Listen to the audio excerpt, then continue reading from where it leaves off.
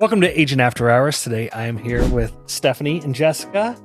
You've probably seen them before doing tons of videos here in the office. So I want to talk to you a little bit about that. Like, you guys are not a team, but do a ton of stuff together. Mm-hmm. Correct. Mm-hmm. So tell me like how this idea started and kind of where you get your content ideas from.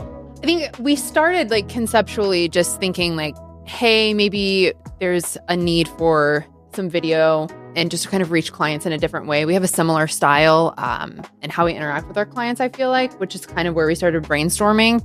And then 2020 happened and we decided to start doing pop buys together, but bring people along with us for the pop buys. Right. Our little joyful journey. Joyful We felt journey. Like we needed joy in 2020. For sure. So we decided to bring people a little piece of joy, and that became more of a weekly thing. And then just kind of kept on building and building. Yeah, it kind of built from there. So we've done some client events together. And then we started with we had some pictures taken together, popping champagne open. We did. And then You still use those like we as your do. photos. Yeah. We have two different ones. Actually, we did. You're right. Yeah, we did. Yeah.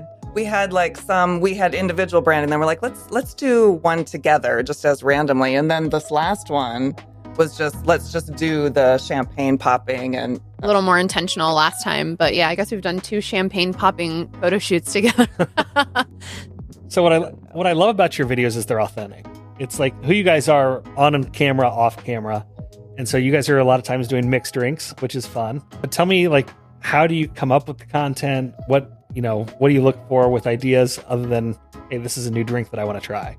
Sometimes it's literally that simple. It really is. And then other times we'll do like seasonal ideas or we tag it off of what's going on basically. So like most recently we've done Derby, we've done we'll do baseball, Super Bowl. Yeah. Super Bowl. We didn't do anything for the first weekend of football.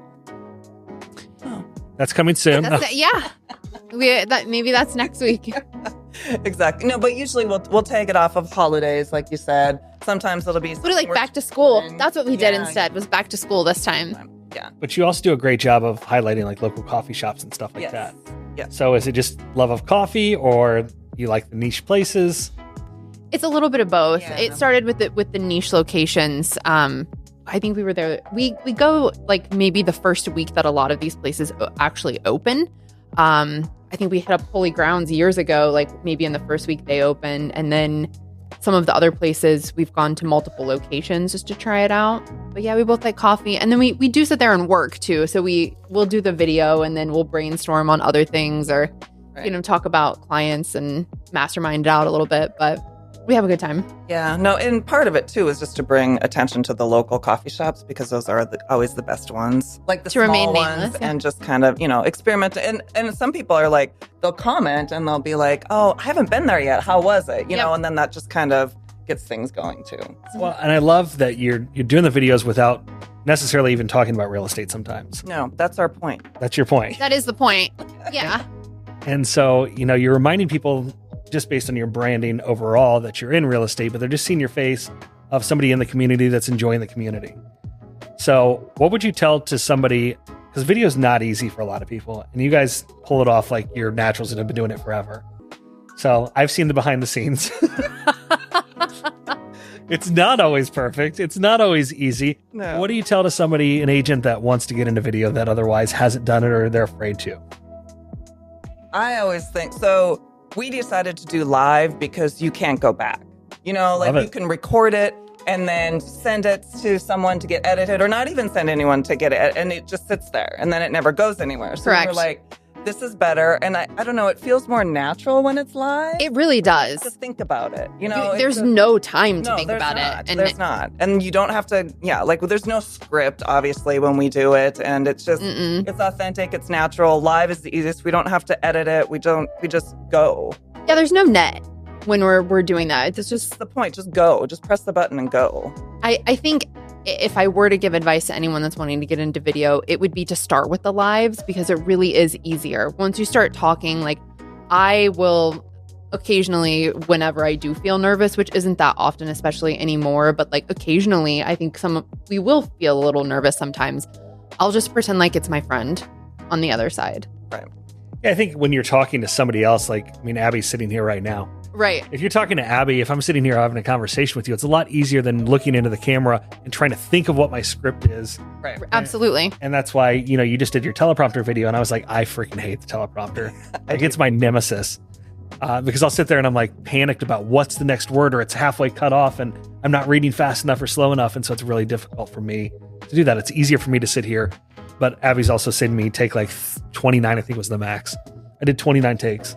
Really? Because I was trying. Prompter? No, without a teleprompter, but I was trying to recite a script. That's not natural for me. Yeah. It's easier for me to have the conversation like this than it is to say something very specific. Right, and just have bullet points. Yes. Yeah, we see your bullet points like on your door. I think that's a great idea. Yeah, so what they're talking about is I have a glass door, and I just took a dry erase marker and write exactly what we're going to talk about. I'll do it on the window over here as well, so that I don't forget some of the topics.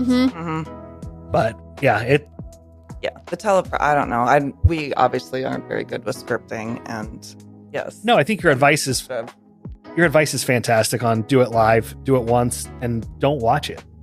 Well, even when we meet with Alex to do, because we do the video walkthroughs, even when we do that, he says that we do it faster than most people. Yeah.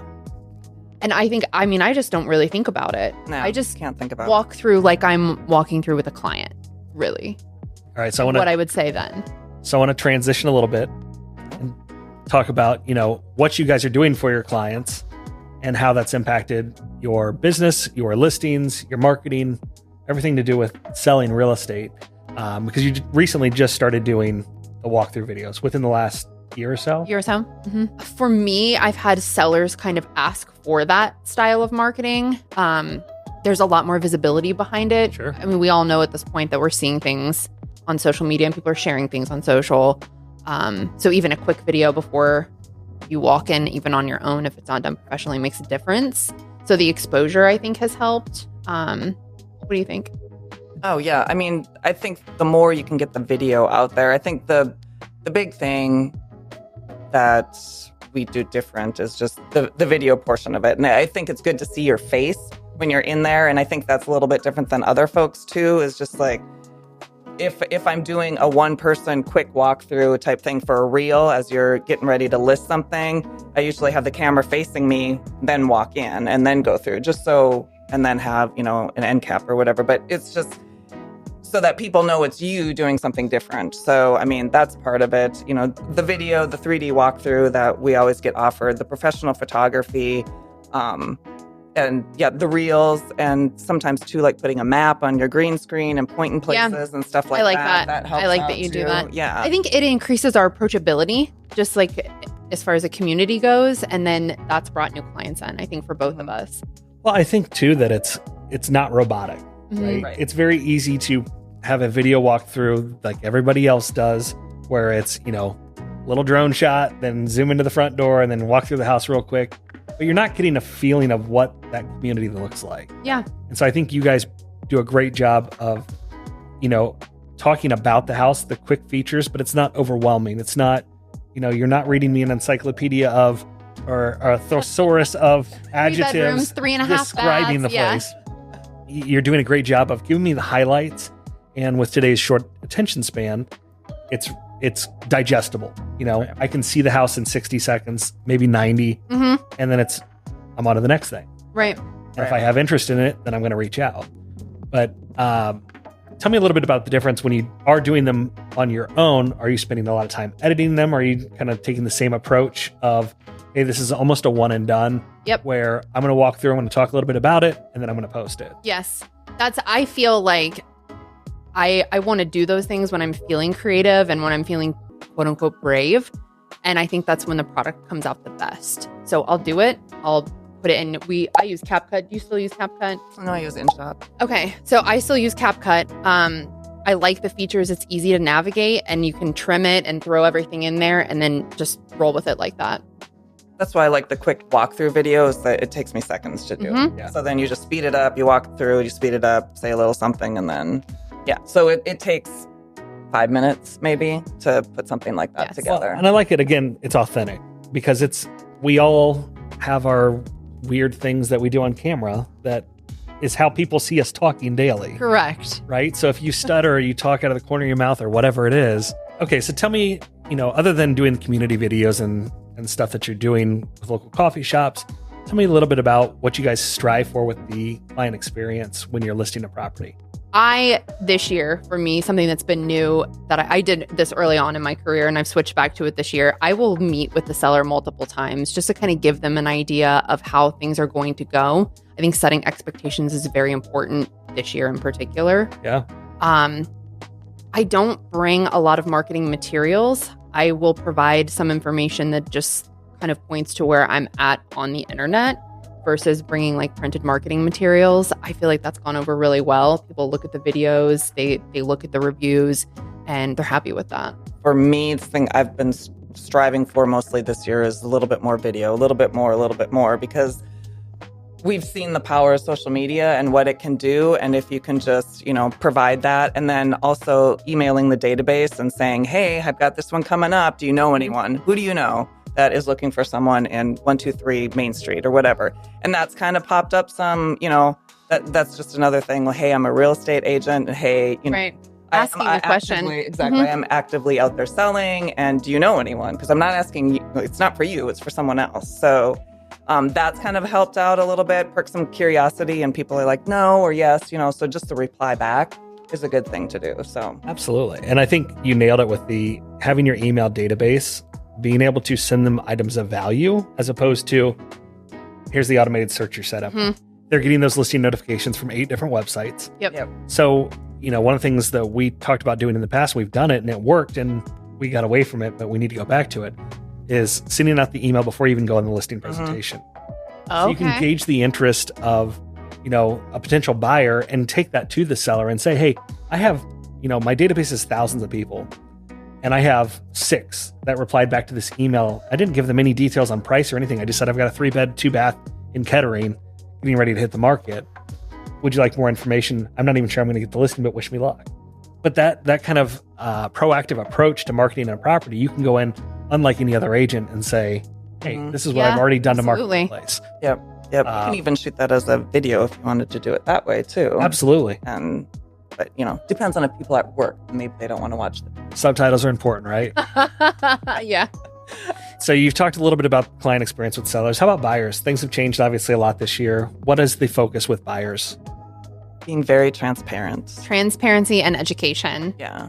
Making sure that they know what step we're in, what the next step is, and that sort of thing. I mean, that goes with sellers also. Sure. But sometimes we forget that not all sellers, you forget that the people on the other side don't understand what you're doing and that sort of thing. Right. So I found that having a checklist or a game board thing, so you can say, okay, this is where we are now. This is where we're flow chart. Like you said, game board. I like the game board. I do. I like the game board idea too. For buyers this year, like since we've had these changes the last few months in the industry, I feel like it's been really, really important to just be really transparent, make sure that they're educated, and use the words that they understand, because all of this is very overwhelming. And this is an unpopular opinion, I'm sure, but there's parts of this that I actually like better. 100%. Because it's removed a lot of crap from the buyer experience. So they understand more going in. This is what's happening. This is the kind of service you can expect. And then I think that forces them to be more serious also. I mean, we had an agent in the office the other day that said they sat down with the seller and explained all this stuff. And the seller said, well, do I have to pay the buyer's agent? And then he went into the whole spiel about the entire lawsuit. And you don't need the seller goes, what lawsuit? After 10 minutes of explaining it. And it was like, oh, you didn't even know. Right. So again, putting it in terms that they can understand as opposed to just going into autopilot and repeating a spiel. TMI. Yeah. Right. I think the more simple, the better. And that's for no matter what it is, I think, because we tend to complicate things a lot. And if you can just, I don't want to say dumb it down, but simplify it and just make sure that everyone's on the same page. Yep. I feel like in the last few months, I get a lot of clients who do the nod and smile. So my favorite thing to say right now is if you don't have any questions, I'm concerned. I want you to ask me questions. Yeah. So what can we do here? I love that. Anything else you guys want to add? I brought a pickle margarita. I do. I absolutely do. You have to stay on brand. All right. So for quick reference, I sent this to them and said, hey, this should be your next video, assuming that I was also going to get to try this. And then I see them do the video. It didn't shake it. Well, we ended up doing it. It was like an impromptu I wasn't thing. angry. I wouldn't say you were angry. Frustrated, perhaps. Disappointed. Oh, like a disappointed parent. So disappointed. But I thought that this was very good. I like pickles on like burgers. So it's tequila, lime juice, agave syrup, pickle juice, and then What kind of pickle? what kind of pickles did I use? It's important to me. The Oh, okay. Izzy's. Okay. Those are the favorite pickles. And then I didn't have any jalapenos, so there's not a lot of kick to it. So you can make it more kicky if you would like. Did Some you? tahini. Which tequila did you use? Matthews? I did George? not because Or we did you- can't get the panelones. Oh, that's in right. Ohio. Yeah. It's called panelones. Panelones. Let's do that. I just had tahini for the first time like a month ago. Really? Yeah. It's not pickly. Yeah. Despite what it not. smells like. I did learn in San Diego that I think my new favorite drink, like a light summer refreshing drink, is not a vodka soda lime. It's a tequila soda lime. Oh yes, By far. close to ranch water. Cheers. All right. Yes, very close to ranch water. Hmm. God, it smells like pickles. But yet somehow doesn't taste like pickles, does it? No, it's very sweet. Sweet. Mm-hmm. Sweet. And you can make it less sweet too. I went very on recipe for this one. Okay. I think I'd go a little less sweet. And I think the jalapeno in there would help out too. Yeah. Mhm. I want the kick. Mhm. Yeah. Legitimately. A dirty It's martini weird because it is- smells like It's coming, Mhm. yeah, on the nose, is straight pickle. pungent. But now that I've taken like 2 sips of it, I don't taste or I don't smell the pickle either. It's weird. It's weird, isn't it? It's better It's a than what whole you expected. experience. Yeah, it is. Yeah. It really is. Well, awesome. Well, thank you for bringing these and thank you for joining. Cheers. Well, Cheers. We'll see you on the next one. All right. Sounds good.